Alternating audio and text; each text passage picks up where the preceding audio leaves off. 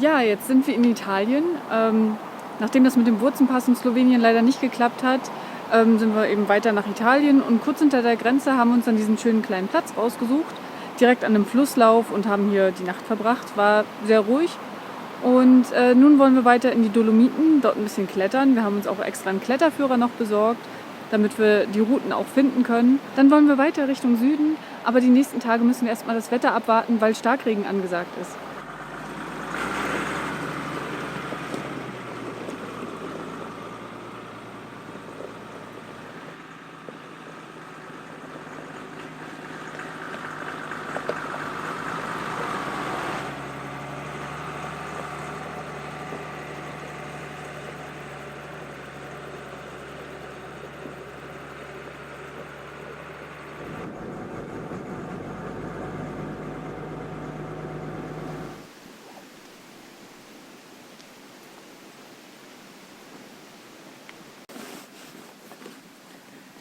Ja, wir sind jetzt hier auf eine Höhe von über 1300 Metern gefahren und wollen heute noch über 1000 Meter höher wandern. Eigentlich wäre man hier noch ein bisschen weiter gekommen, aber die Straße ist nachher zugeschüttet. Wir haben es auf dem Weg schon immer gesehen, dass überall Steine runtergekommen sind, die wurden schon geräumt und hier oben ist dann jetzt der Schluss. Jetzt parken wir hier und gehen halt den Rest zu Fuß weiter. Anscheinend war das mal eine Brücke. Hä? Hier wurde anscheinend richtig viel weggespült und es scheint noch gar nicht so lange her zu sein. Wir haben das auf dem Weg hierher schon gesehen. Und anscheinend ist es bei Regenfällen, bei starken Regenfällen so, dass hier öfter mal ein Abhang abrutscht und das dann so aussieht. Weil die Grasnarben, die sind hier alle noch ganz frisch rausgebrochen und auch frische Bäume, die hier umgefallen sind. Das ist schon sehr beeindruckend.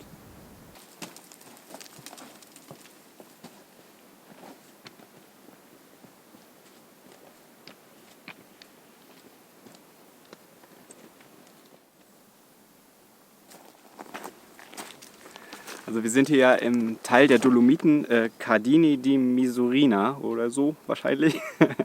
Und wir haben hier halt so ein schönes Routenbuch. Ist eigentlich auch ganz gut, da sind richtig coole Touren drin, so 12 Seillängen und sowas. Und wir wollen uns jetzt mal das ein bisschen angucken. Also heute wollen wir noch nicht klettern, wir wollen uns die Routen erstmal raussuchen und gucken, was so unserem Niveau entspricht. Und ist ein bisschen ungünstig in dem Buch halt beschrieben, weil man müsste auf einer anderen Seite des Berges stehen und dann ist halt beschrieben, in die Hütte laufen und immer dem grünen Turm folgen und dann kommt irgendwann ein Trampelpfad und ist halt ein bisschen blöd, wenn man von der anderen Seite kommt. Und da wäre halt schön gewesen, irgendwie GPS-Koordinaten zu haben. Deshalb kundschaften wir heute das Gebiet mal ein bisschen aus und suchen uns halt die Routen raus, die wir dann die nächsten Tage gehen wollen. Wahrscheinlich müssen wir auch ein bisschen abwarten, weil ich glaube, in den nächsten 3 Tagen ist hier Starkregen angesagt. Da werden wir wohl nicht in die Berge kommen. Hier teilen sich die Wanderwege jetzt auch so ein bisschen auf. In die Richtung geht es halt Richtung Dreizinnen und wir gehen jetzt halt hier weiter und suchen uns unsere Routen raus.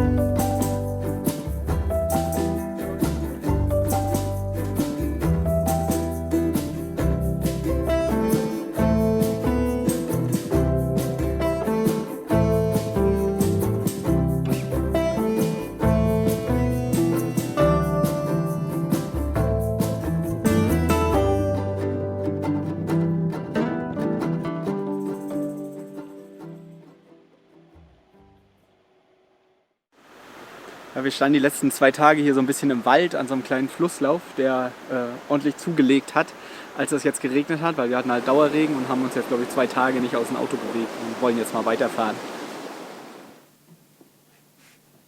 Wir stehen jetzt hier am Falzarego-Pass und sind auf über 2000 Meter Höhe. Es schneit auch gerade und wollten eigentlich zum Torre Grande, glaube ich, hieß der. Ja, genau, Torre Grande. Und da kann man auch hochfahren, allerdings war da eine Höhenbeschränkung mit, ich glaube, 2,20 Meter und da haben wir nicht durchgepasst. Hier den Pass kommen wir jetzt auch nicht weiter, deswegen sind wir jetzt hier stehen geblieben. Da ist eine Höhenbegrenzung von 3,20 Meter und das ist uns dann doch zu knapp zum Probieren. Da kommt nämlich gleich eine Brücke und wir sind 3,25 Meter hoch und ja, sind halt 5 Zentimeter zu viel und das wollen wir auch nicht ausprobieren. Wir werden jetzt hier abwarten, also in ein paar Tagen soll das Wetter besser werden und dann denke ich mal, fahren wir wieder zurück zum Torre Grande. Leider fährt die Seilbahn auch nicht und werden uns dann irgendwo einen Parkplatz suchen und dann wahrscheinlich hochwandern, wenn das Wetter besser wird.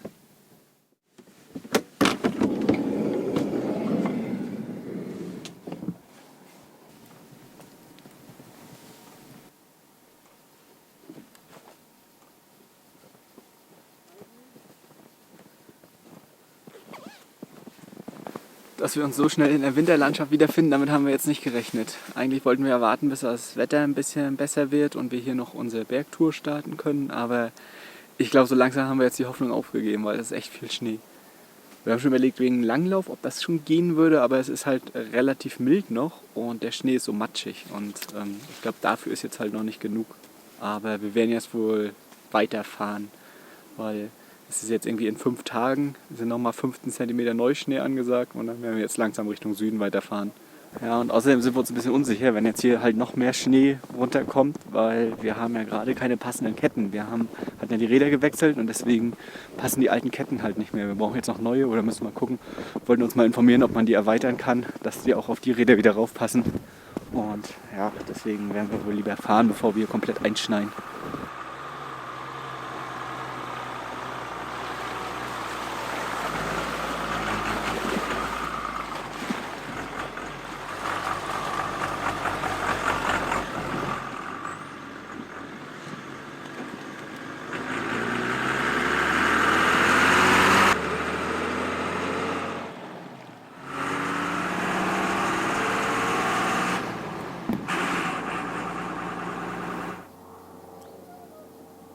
Wir sind jetzt nördlich vom Gardasee, also noch, ich glaube, 50 Kilometer.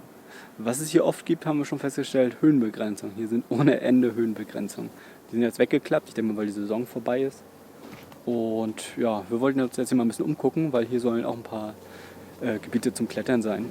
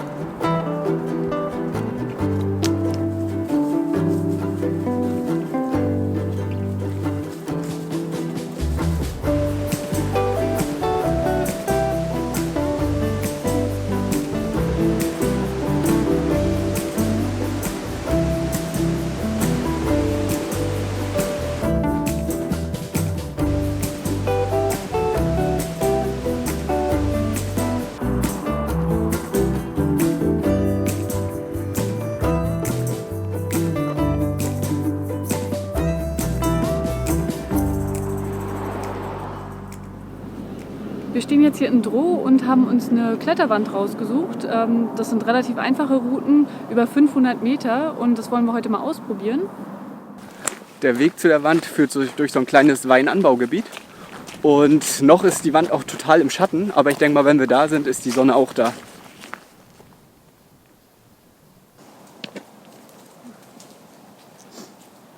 Ja, allein den Startpunkt zu erreichen ist gar nicht so leicht, ne? Das ist der Startpunkt.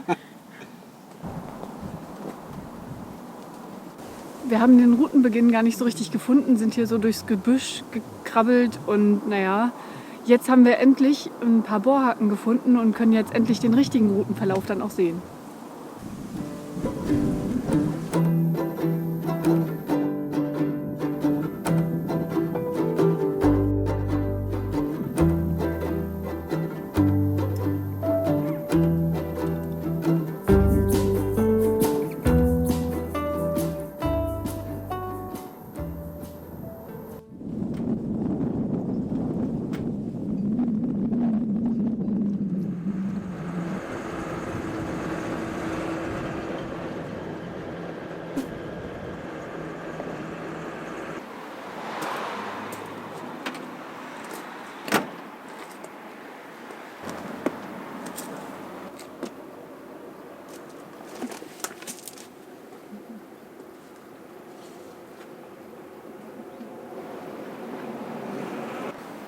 Wir sind jetzt hier am Gardasee. Wir waren jetzt ja schon ein paar Tage hier in der Region. Ist auch wahnsinnig schön. Auch der See ist echt toll. Aber jetzt wird halt Wochenende und hier ist halt richtig viel los. Und ja, da fühlen wir uns halt nicht so richtig wohl und deswegen werden wir jetzt auch wohl weiterfahren Richtung Süden. Eigentlich wäre ich hier auch gerne nochmal kiten gegangen, aber ja, so viel Wind ist hier jetzt auch nicht. Also so für ein paar Fäuler reicht das und so mit Windsurfen, das scheint alles zu funktionieren. Da haben wir auch schon gerade ein paar gesehen, aber mir ist das irgendwie noch nicht genug Wind und hier ist auch einfach zu viel los. Zu viel High Society.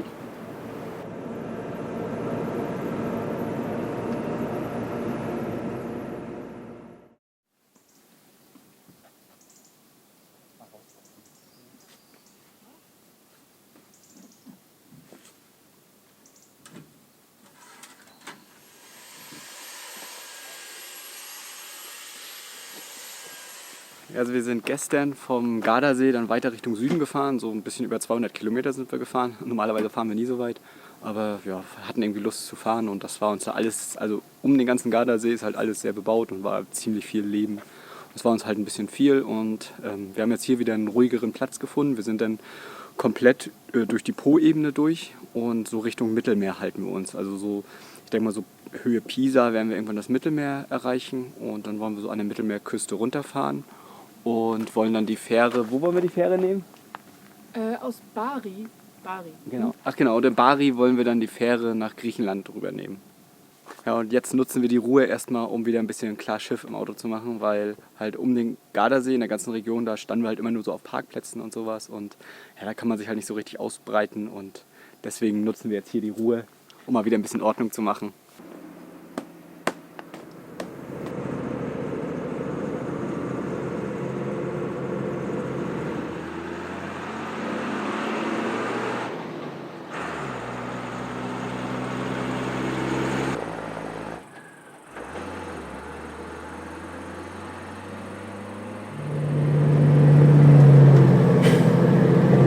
Warum da maximal 8 Meter Länge stand. Ja. Nicht so schnell.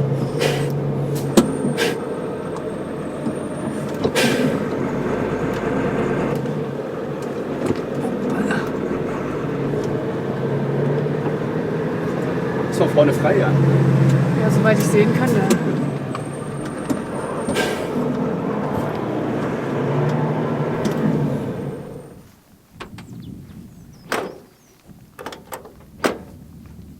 Wir haben wieder einen ganz tollen Platz gefunden. Also wir sind noch nicht am Mittelmeer, aber wir können das Mittelmeer schon sehen. Und wir glauben sogar, dass wir Pisa, also die Stadt Pisa sehen wir auf jeden Fall. Und jetzt gucken wir mal, ob wir vom Berg vielleicht sogar den schiefen Turm sehen können.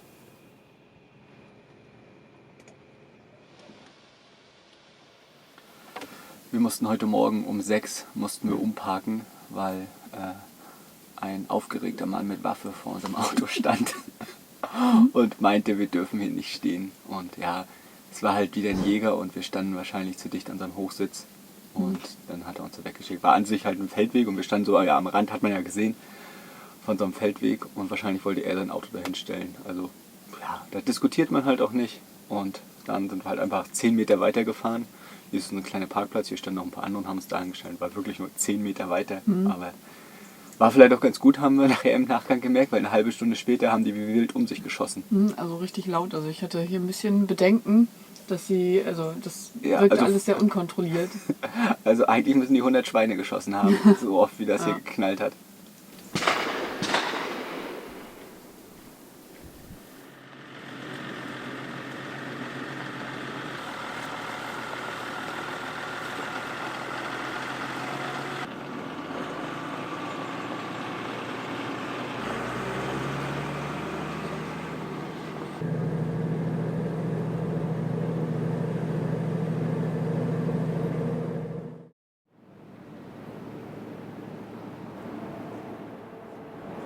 So, wir sind jetzt im Hafen von Bari und wollen heute nach Griechenland rübersetzen. Und wir haben die Fähre gebucht mit Camping auf der Fähre. Da sind wir schon gespannt, wie das so läuft. Das heißt, wir haben keine Kabine, wir fahren über Nacht und können im oder am Auto bleiben.